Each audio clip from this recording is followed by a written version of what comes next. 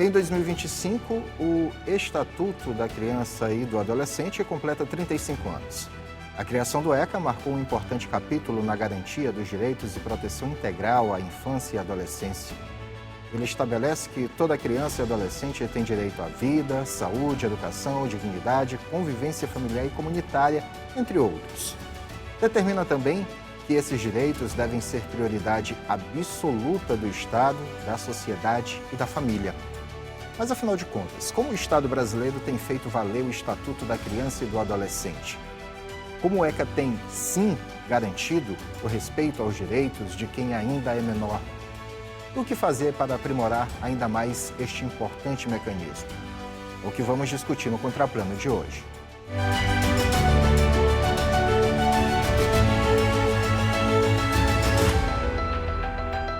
Olá, estamos começando mais uma edição do Contraplano, nosso debate semanal de assuntos que geram interesse na população.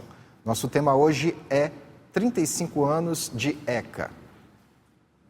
Para esta conversa, convidamos o promotor de Justiça Márcio Tadeu Silva Marques, titular da 42ª Promotoria de Justiça Especializada do Termo Judiciário de São Luís, a Promotoria de Infância e Juventude.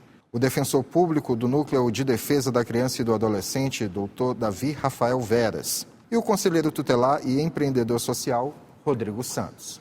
Quero começar essa nossa conversa contigo, Rodrigo, porque, afinal de contas, vocês estão na ponta de recebimento, né, dos casos envolvendo crianças e adolescentes.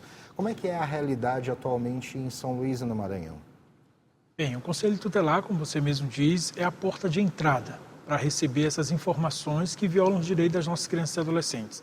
E são inúmeros tipos de violações, desde maus tratos, desde uma falta de vaga escolar que a mãe e o pai procurou e a escola não tem vaga escolar, desde consultas, exames que procuram, rodam postos de saúde, hospitais e não conseguem, ou seja, estão com seus direitos violados.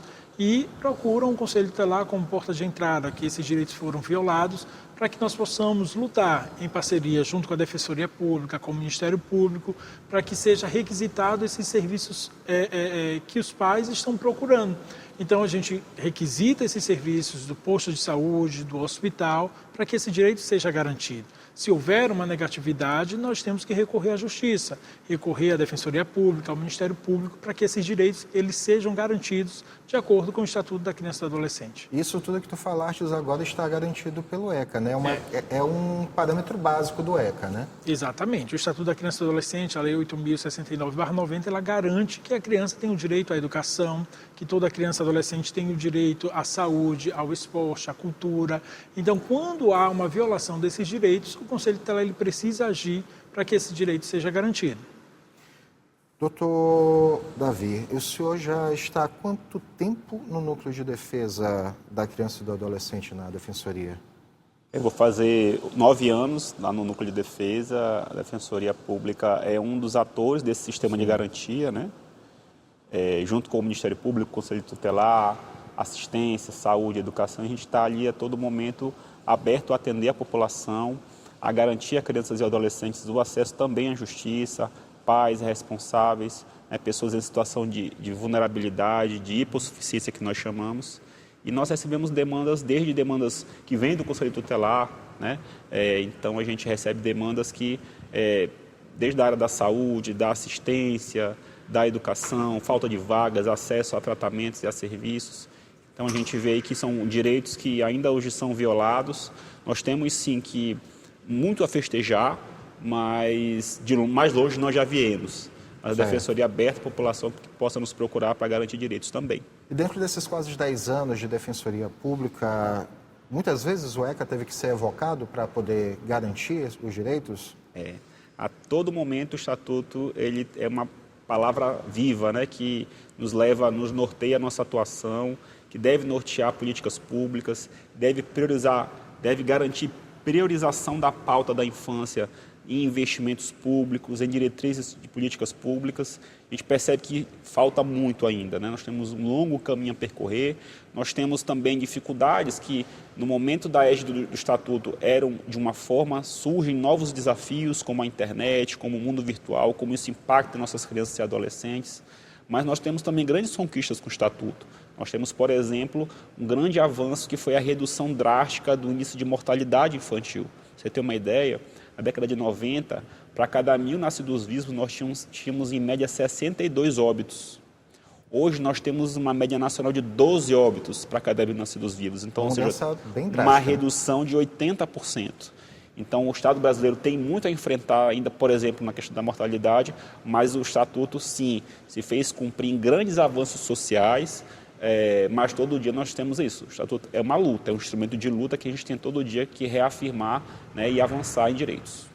Doutor Márcio Tadeu, entre tantas pautas que acabam sendo discutidas diariamente, estão no cotidiano da Promotoria de Defesa da Infância e Juventude, os assuntos acabam, de certa forma, até convergindo, porque surgem pautas voltadas à saúde, que acabam sendo interligados com a área da educação, que acabam sendo interligados com a área da assistência social. O senhor, antes da gente iniciar aqui o programa, falava do seu tempo, né, à frente, né, da especializada. Muitas vezes o senhor vivenciou todas essas questões e muitas delas tiveram que ser trabalhadas à luz do ECA, é isso? Sem dúvida.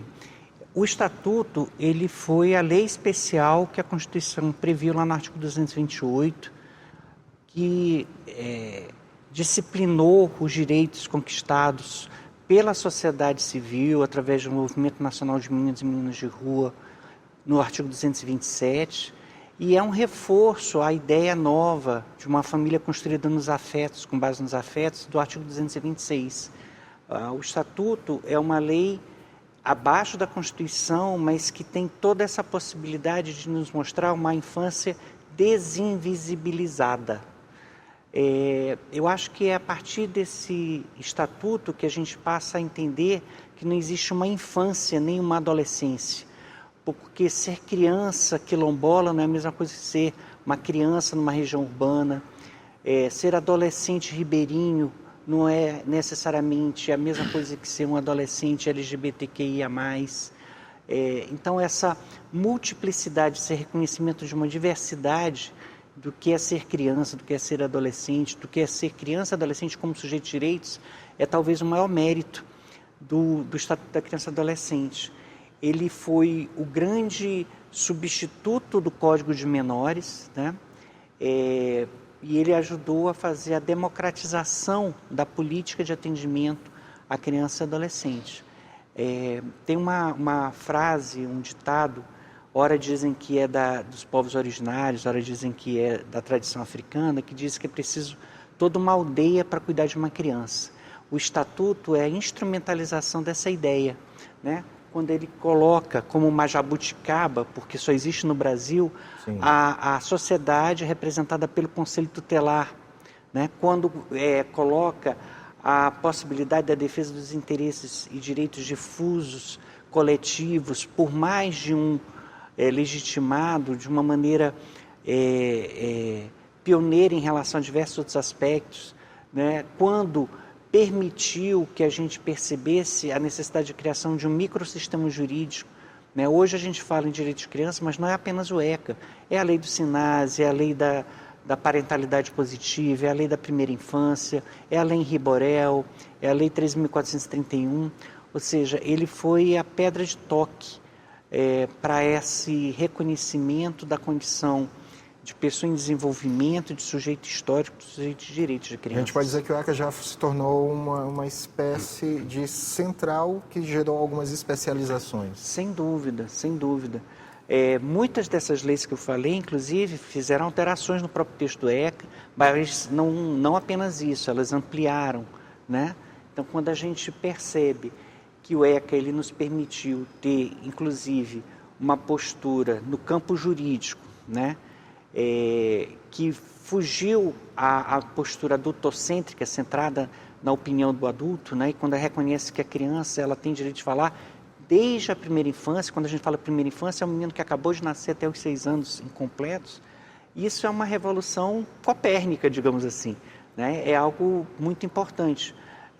Problemas há, sem dúvida, mas o Estatuto ele nos permitiu ter essa postura inovadora, disruptiva em relação à doutrina anterior, que era da situação irregular. Doutor Davi, queria voltar a falar com o senhor agora, que para entender tudo isso, primeiro é importante, na realidade, saber a origem do ECA, né? O que é que motivou.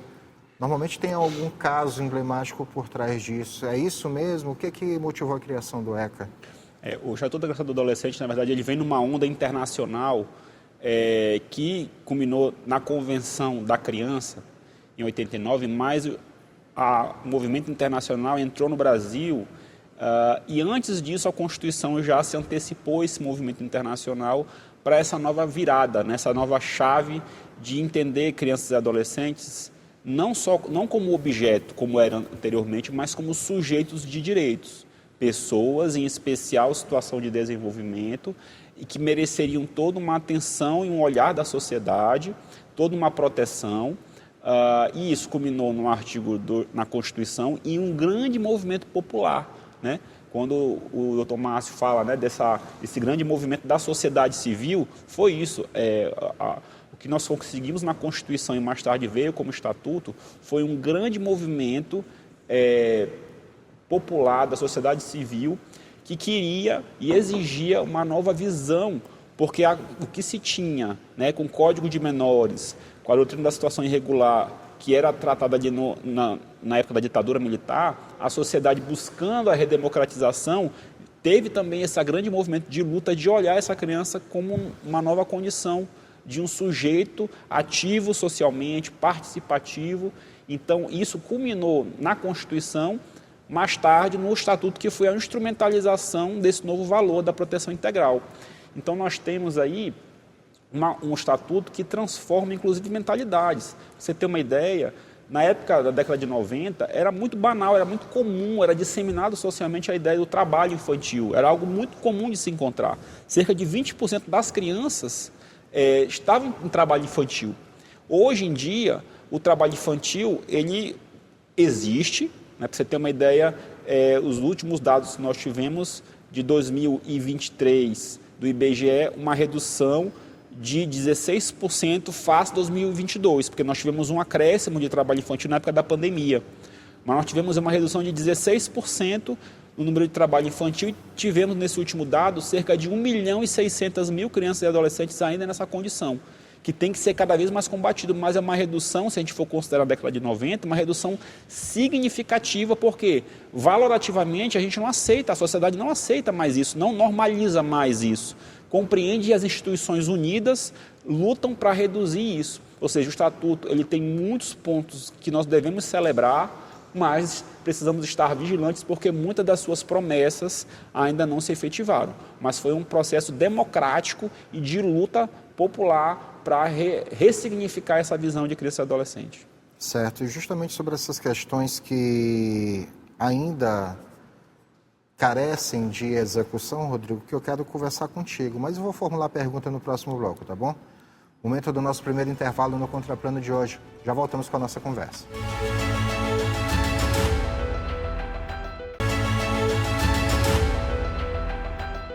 Estamos de volta com o Contraplano, hoje debatendo 35 anos de ECA. E aí no final do bloco anterior, Rodrigo, pegando o gancho do Dr. Davi, ele disse que tem muito que se celebrar a respeito das conquistas do ECA, mas ainda tem muita coisa a avançar. O que seriam essas coisas a avançar? Principalmente os conselhos tutelares de todo São Luís, de todo o Brasil, a gente percebe que trabalhamos diretamente com uma rede de proteção. E essa rede de proteção, por muitas vezes, chamamos até que a rede está furada. Quando que essa rede está furada? É quando o Conselho Tutelar ele requisita uma vaga escolar para uma criança que não conquistou essa vaga escolar e cadê a rede? Então a gente considera que esta rede está furada. É quando uma criança ou um adolescente precisou passar por uma cirurgia, fazer uns exames até básicos e vai a um posto de saúde, vai ao hospital, vai a uma clínica e não consegue esse direito à saúde. Então a gente percebe que ainda precisamos melhorar essas condições da rede de proteção, porque o Estatuto da Criança e do Adolescente ele diz que o Conselho Tutelar ele precisa requisitar esses serviços. Quem são esses atores dessa rede? Os atores da rede, temos o CRAS, temos o CREAS, temos o hospital estadual, hospital municipal, os postos de saúde. Então, todos esses, própria educação, a escola municipal, a escola estadual. Então, toda essa rede de proteção, ela precisa, de fato, proteger e garantir, que é o que diz o ECA, a prioridade absoluta às nossas crianças e adolescentes. Que muitas das vezes, infelizmente, nós não temos esse direito garantido. Então, precisamos até recorrer à justiça para que esse direito ele seja garantido. Então, a gente tem o que comemorar, sim, muitas conquistas, como já foi falado, mas tende muito a melhorar para que esse direito ele seja de fato garantido e não fique apenas na lei. Porque, infelizmente, muitos também ainda não conhecem de fato o que é o ECA, o que é o Estatuto da Criança e do Adolescente, o que é essa lei que garante integralmente o direito de uma criança e de um adolescente. E, às vezes, até mesmo o Conselho Tutelar, quando ele requisita esse serviço para algum órgão, eles destratam, desmerecem, ou acham que não tem tanta importância. Mas se for provocado a Defensoria Pública, o Ministério Público, o Tribunal de Justiça, aí sim tem valor. Infelizmente, muitas vezes acontece isso. Mas a gente trata de uma lei federal que instituiu o Conselho Tutelar. E o Conselho Tutelar, por exemplo, só aqui em São Luís nós temos 10 conselhos tutelares. E cada sede compõe 5 conselheiros para atender toda essa demanda. E são centenas e centenas de atendimentos que nós fazemos. Por quê? Porque a demanda é grande. A violação de direitos de criança e adolescente ainda é muito grande. E precisa-se, como o doutor Tadeu falou, de toda uma aldeia para justamente a gente continuar garantindo esse direito de criança e adolescente. Doutor Márcio Tadeu, o Brasil ele é citado muitas das vezes, né, fora como um exemplo, justamente por ter o Estatuto como um instrumento, como o Estatuto da Criança e Adolescente. Existem outros exemplos, mundo afora, de defesa, garantia de direitos da criança que tenham patamar igual ou melhor? O Estatuto da Criança, ele, vamos dizer assim, ele estratificou, ele trouxe uma evidência do que é essa rede de atendimento, né? A Constituição ela já diz lá no parágrafo 7º do artigo 227 que a política de atendimento ela tinha que ter duas grandes diretrizes, a participação popular e a descentralização político-administrativa, por isso que a política de atendimento para a criança é municipal, basicamente. Mas o sistema brasileiro, ele, de fato, ele tem algumas coisas muito importantes, digamos assim, do plano de vista da inovação das redes por todo o mundo. Há um jurista argentino, Emílio Garcia Mendes, que é um profundo conhecedor do nosso sistema, que ele diz que crianças e adolescentes são importantes para a democracia, em especial no Brasil. O sistema de garantia de direito ele tem um viés democrático, não só na formulação, mas na forma de oferta. Por exemplo, a Jabuticaba, que é o Conselho Tutelar, que é a porta de entrada desse sistema, né? Ela tem ele é formado por agentes políticos, porque a sua forma de investidura é diferenciada. Não é concurso, não é um processo eleitoral, é uma mistura disso tudo, para que a gente possa ter não pessoas com uma predominância técnica, mas com uma determinação política de garantir a proteção integral, né? A par disso, a gente tem uma construção que é imediatamente derivada da chamada democracia participativa, que é a composição paritária dos conselhos de direitos. E os conselhos de direitos municipais, estaduais e o nacional, que é o CONANDA, eles têm um papel de deliberar, de fiscalizar, de mediar, mas inclusive de institucionalizar políticas públicas. Eles participam no ciclo de políticas públicas, né? E a própria STJ já reconheceu que uma política pública deliberada por um conselho desse, que tem essa composição paritária, quer dizer, o presidente da associação de moradores tem o mesmo peso no voto do que o secretário da fazenda, né, do município, do estado. Isso também é uma perspectiva democrática. Então, acho que talvez uma das grandes inovações do nosso sistema é esse aspecto democratizante, mas também esse compartilhamento de tarefas de uma maneira que haja uma complementação. Há um princípio que é um principal, me parece, a principal regra de desenho desse sistema, que é o princípio da intervenção mínima, ou seja, de que a gente precisa agir articuladamente, mas cada um fazendo o seu papel, que é uma coisa muito diferente do sistema que a gente tinha antes, que centralizava na figura do juiz de menores todo o poder, né? E legitimava unicamente por ser ele juiz. Então, esse aspecto democratizante, a questão da participação da população, a questão do respeito à opinião, o direito de fala e o direito de calar, né, para a criança, acho que são grandes novidades. Afora isso, né, a gente tem também com o Estatuto possibilidades de acionamento mesmo de instâncias internacionais dos sistemas regional e internacional de direitos humanos, como a gente teve, por exemplo, o primeiro caso de acionamento de um sistema regional de direitos humanos a partir do Pacto de São José, que também o Estatuto espelha, foi o caso brasileiro dos meninos emasculados, né? Primeira vez que se fez acordo de solução, a primeira vez que se tratou de direitos de criança, a primeira vez que um ente subnacional, o governo do Estado, participou de um acordo. Sim. Então, o Estatuto ele também nos possibilitou essas perspectivas quando ele nos aproximou também dessas outras esferas de controle da cidadania de crianças e adolescentes. Doutor Davi, pega um exemplo bem prático que nós acabamos de vivenciar esse período junino, onde se percebeu diversas articulações, ações mesmo na realidade, diversas ações no sentido de, por exemplo, criança participar de qualquer brincadeira junina, ter a expressa autorização do pai e da mãe, mas até determinado horário, a própria presença da criança num ambiente de arraial, né, também ter esse controle, saber quem que está acompanhando, se início de período de férias a criança vai viajar, com quem? Não é com os pais? Quem está indo precisa da autorização expressa de pai e mãe. E o principal ponto, que é justamente aquilo que o senhor havia falado antes, o trabalho infantil sendo muito combatido nesse período.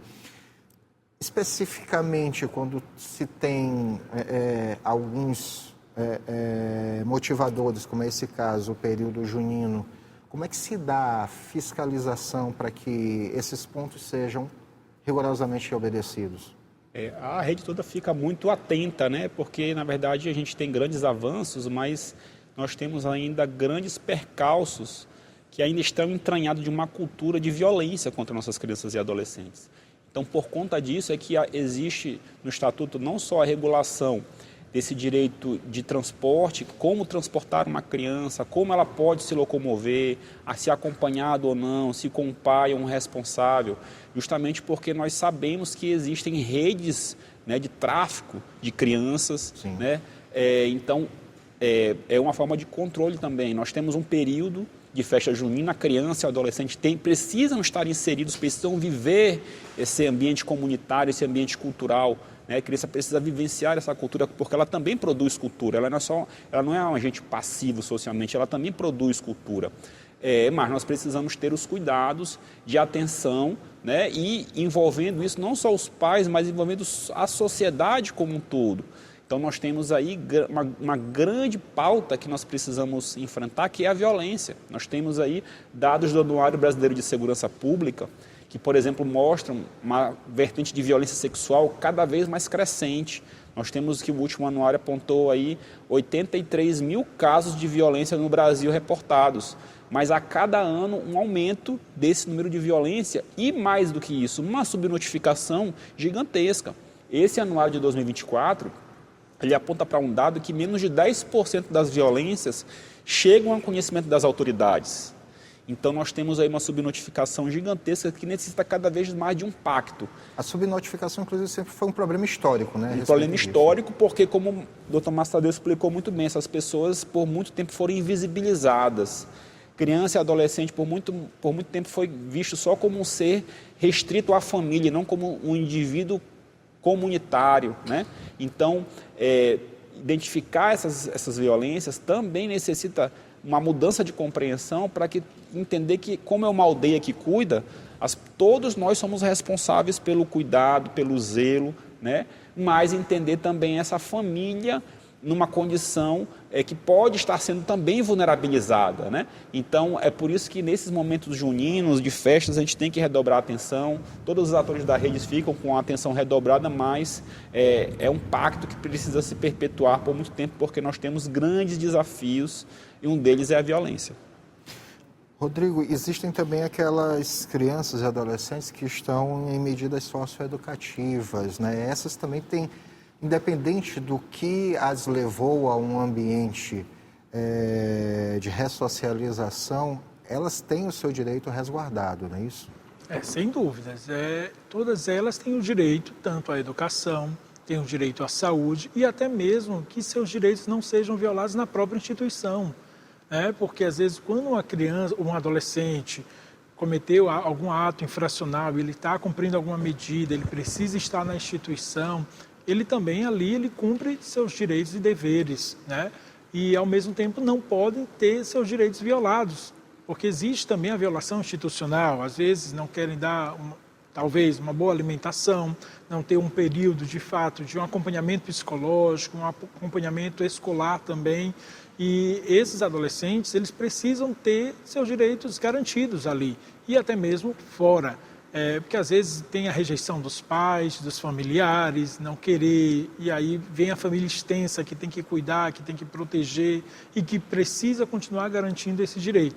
Então, todos eles, todas as crianças e adolescentes são prioridades absolutas. Então, essa prioridade ela precisa ser de fato exercida, ser cumprida, para que esses direitos não fiquem sendo violados. Muitas das vezes o que os levou para lá foi justamente uma violação de direito, né? A falta de acesso à educação, a falta de acesso à saúde, a falta de acesso a uma integridade familiar, não é isso? Sem dúvida. A maioria dos casos são desses, né? Às vezes a educação em casa, não teve uma boa educação e aí vai para a rua, e aí vai cometer atos infracionais e infelizmente acaba chegando a esse ponto que ninguém quer. Mas nós, enquanto conselheiros tutelares, precisamos garantir os direitos até deles.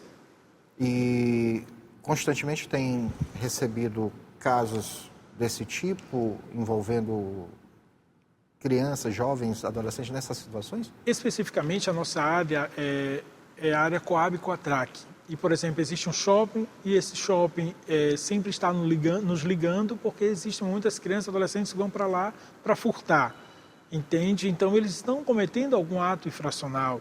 Não só nesse shopping, outros shoppings também tem acontecido muito isso. Então, a segurança do shopping liga para a gente tentar fazer algo. E já solicitamos até mesmo uma reunião com toda a rede de proteção. Por exemplo, a assistência social, que é a Sencas, ela tem a busca ativa para tentar identificar essas crianças e adolescentes, saber onde moram, por que está acontecendo isso, por que não estão na escola, se os pais recebem Bolsa Família, algum benefício, algum benefício para que elas não pudessem estar ali. Então, há um trabalho forte, mas infelizmente, às vezes, os pais também não contribuem para isso. Pelo contrário, os incentivam a ir para lá, que é uma outra forma de renda para eles. Certo. Doutor Márcio, eu queria falar com o senhor a respeito de casos, exemplos de sucesso no atendimento à infância. Mas eu vou deixar para formular a pergunta no próximo bloco, tudo bem? Momento do nosso último intervalo, nossa última parada no Contraplano de hoje. Já voltamos com a nossa conversa.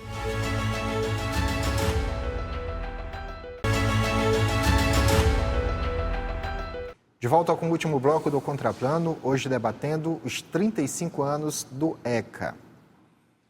Participam desse debate o promotor de justiça Márcio Tadeu Silva Marques, titular da 42ª Promotoria de Justiça Especializada do Termo Judiciário de São Luís, primeiro promotor de Justiça da Infância e Juventude. O defensor público do Núcleo de Defesa da Criança e do Adolescente, Davi Rafael Veras, e o conselheiro tutelar e empreendedor social, Rodrigo Santos.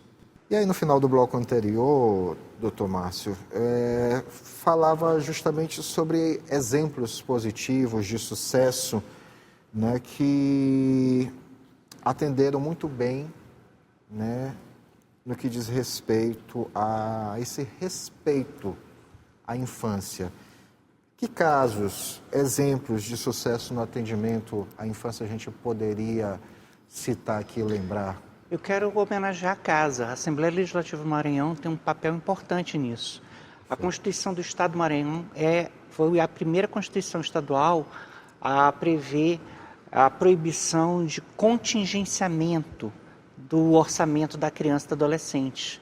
A Constituição do Estado do Maranhão foi a primeira Constituição estadual a prever a proporcionalidade de um conselho tutelar para cada grupo de 100 mil habitantes. Né? A Casa do Povo fez sua lição de casa várias vezes, provocada por essa rede de atendimento, né? Os conselheiros estiveram aqui várias vezes para falar sobre isso. Essa casa também já foi autora de pelo menos duas CPIs sobre violência sexual muito importantes que ajudaram a modificar a nossa legislação, inclusive local. Né? Uma delas, a última, sob a relatoria da hoje senadora Elisiane Gama, que teve um papel muito importante nesse momento inicial. No plano desse sistema, eu queria fazer uma homenagem aqui à Defensoria Pública e falar de uma atuação conjunta com o Núcleo da Infância, no atendimento de grupo de alunas em escola estadual, em que a gente inaugurou uma tecnologia nova de atendimento, de mudança de uma cultura de assédio sexual que existia naquela escola, que a gente já conseguiu também trazer para uma outra escola da rede privada com relação a isso. E há outros casos de uma diminuição, de uma visibilidade maior, né? Alguns com muitos anos, como por exemplo o caso dos meninos do trem, que durante mais de uma década a gente conseguiu fazer cessar a viagem clandestina de meninos imersos no minério de ferro, nas composições de carga, né, que gerou várias lesões a direitos de crianças e adolescentes, numa ação conjunta do MP do Maranhão com o MP do Pará. O caso do leite especial, o Estado do Maranhão foi o primeiro a institucionalizar o atendimento do leite para crianças com alergias, com intolerâncias, com recurso do Tesouro Estadual, um movimento da infância nesse sentido. A questão do próprio, é preciso que se diga, o próprio acordo de solução amistosa no caso dos meninos emasculados, o acordo faz esse ano 20 anos, muito dele foi cumprido, mas há alguns pontos que precisam ainda ser retomados, em homenagem às famílias, em homenagem ao próprio atendimento, à necessidade de fazer o concurso para o Instituto de Perícia para Criança e Adolescente, que inaugurou também uma tecnologia também totalmente nova de identificar casos de violência sexual que não deixam marcas, que podem ser medidas ou fotografadas. Há um número muito grande de conquistas e há um número maior ainda de desafios, principalmente na área da tecnologia. Hoje, talvez a gente não entenda o risco que é para o desenvolvimento de uma criança você fazer uma exposição muito agressiva, muito presente dos nossos filhos nas redes sociais. Né? Mas isso tem um nome, né?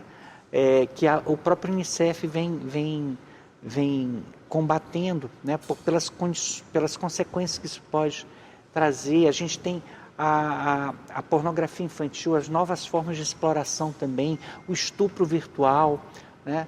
Então, o que mais nos motiva hoje em dia é identificar que a gente ainda tem velhos novos problemas, mas mesmo em relação aos novos problemas realmente, a gente tem a possibilidade cada vez maior de encontrar nessa busca de soluções a consolidação desse sistema de garantias de direito, né? O Conselho Tutelar que começou lá em 90 com ECA, hoje é absolutamente diferente e eu acho que melhorou muito, né? Porque ele se democratizou, ele teve mais condições de estar próximo da comunidade, teve mais visibilidade, tem mais desafios? Tem alguns problemas, com certeza, mas isso é parte desse processo civilizatório, digamos assim, de construção da cidadania de crianças e adolescentes. Doutor Davi, A criança que lá em 1990 tinha 10 anos e era o objeto de inspiração do ECA, que hoje é um adulto, né, levando-se em consideração o tempo que o ECA já tem, é um adulto de 45 anos, ele consegue visualizar com clareza os ganhos que o ECA trouxe para essa criança de hoje que tem uns 10 anos? Perfeito.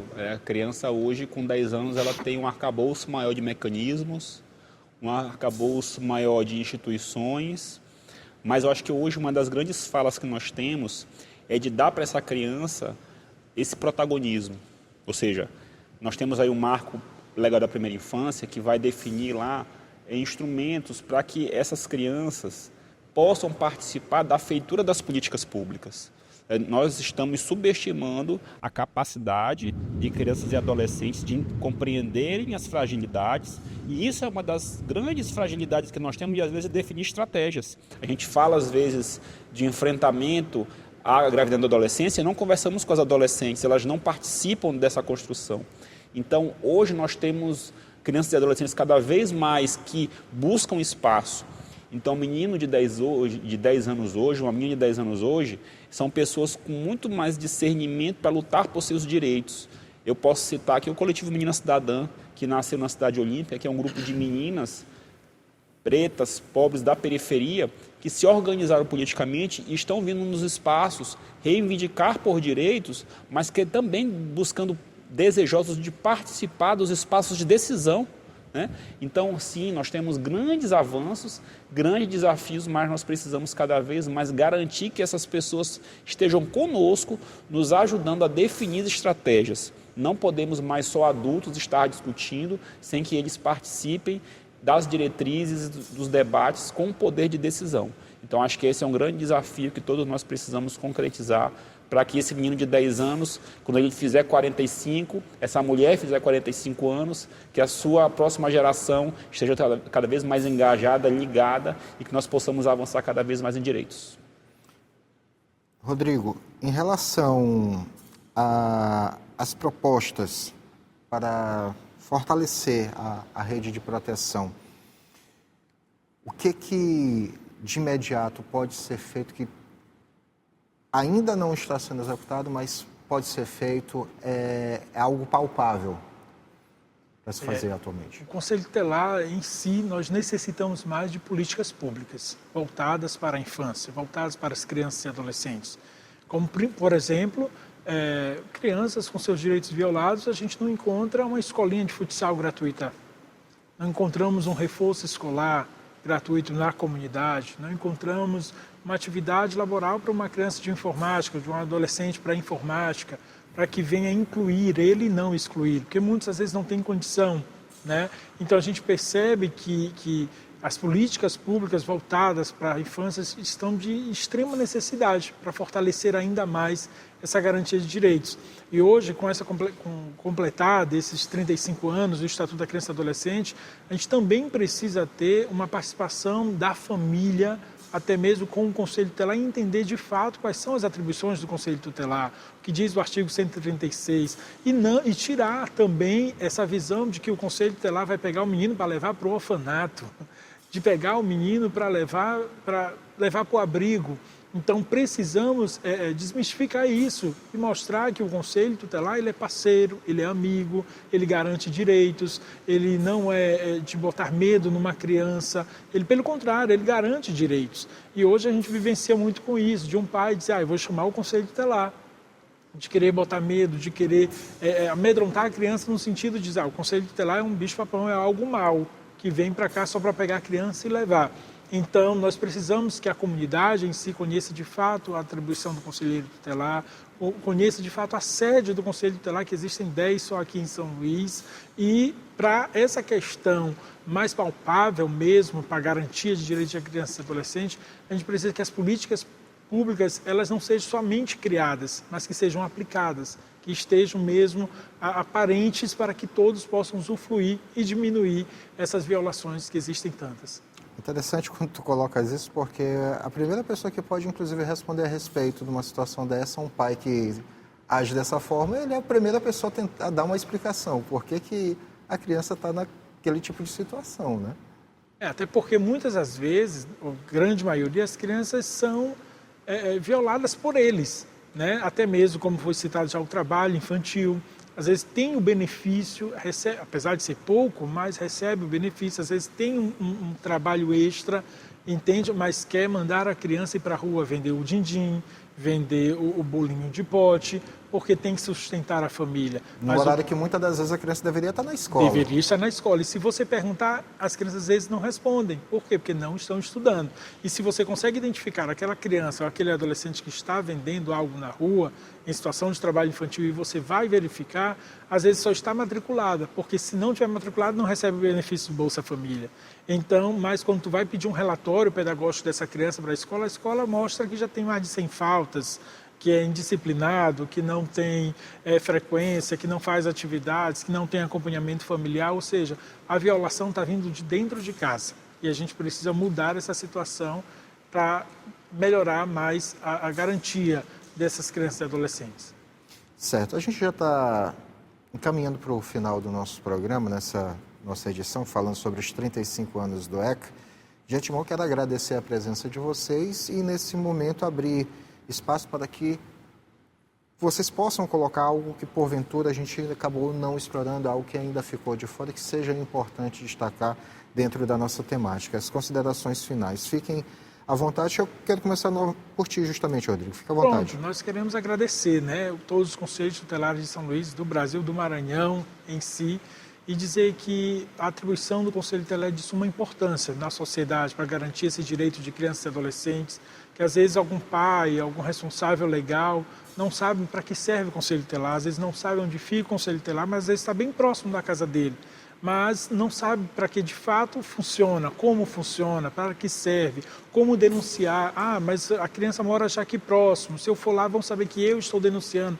Existem inúmeros canais de denúncia, pode ser pelo Disque 100, pode ser por e-mail, pode ser pelo contato institucional do Conselho Tutelar, pode ser através do WhatsApp, até mesmo se você ligar para a Polícia Militar, eles passam a informação para a gente. Então, esse é o trabalhar em rede, e muita gente não sabe como denunciar, às vezes tem medo, às vezes tem medo no quesito do sigilo, e o sigilo ele é garantido.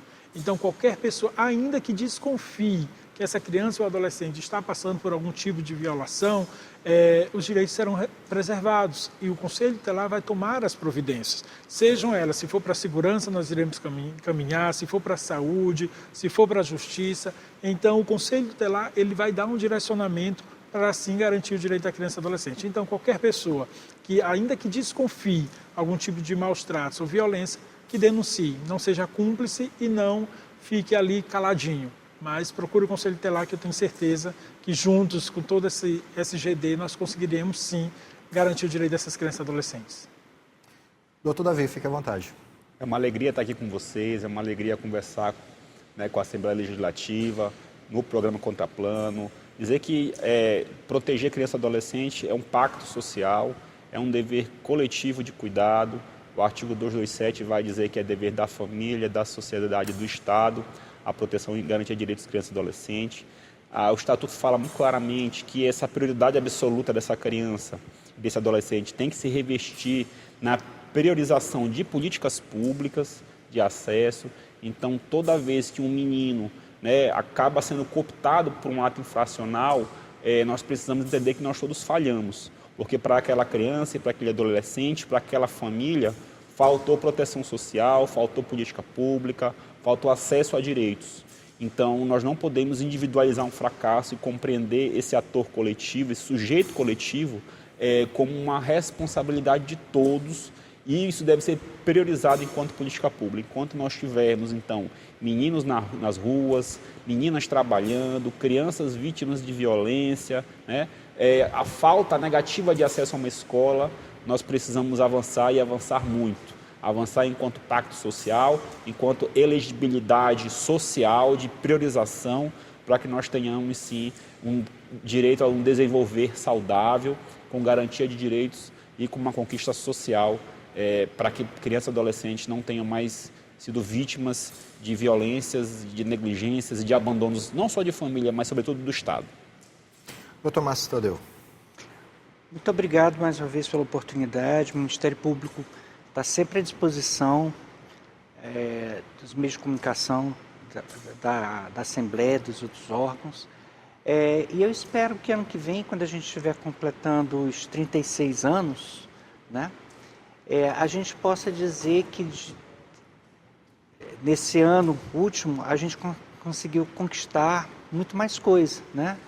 Que houve o concurso para peritos do IPCA, que houve a especialização dessa perícia entre psicólogo e assistente social, que o município de São Luís tem implantado a Lei 7404 de 2023, que trata do Plano Municipal dos Direitos da Criança e Adolescente Vítima e Testemunha da Violência, que a gente possa realmente não ver mais crianças fora da escola, nem crianças na exploração do trabalho infantil.